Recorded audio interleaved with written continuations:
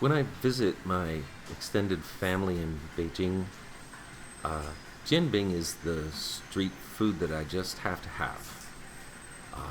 It isn't exclusively Beijing food. You can find different versions of it wherever you go in China. I've tried a lot of them, but this version you see here is the best in my opinion.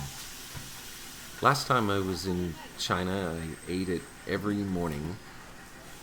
The street vendor was an older couple operating out of literally a shack in an alley.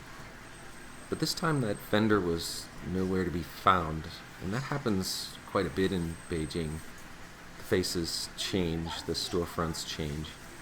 I visit every couple of years, and every time I go back, the landscape in my father-in-law's neighborhood is a little different.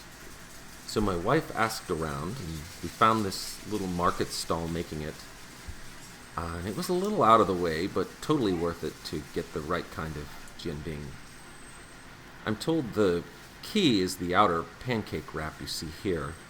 This one's a Shandong Province recipe, I guess. Some jianbing wraps are very eggy, but this one's more chewy like a tortilla.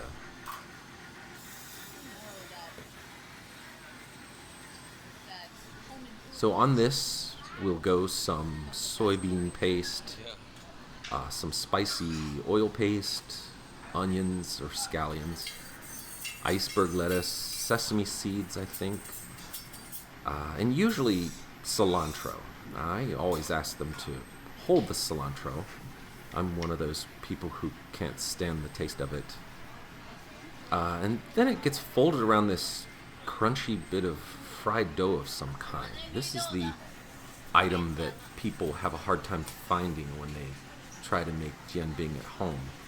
I guess it's next to impossible to find this fried dough. So there you have it. The outside is soft and chewy, and inside it has all these crunchy bits. Just amazing. And this is my wife and I fighting over it. Thanks for watching.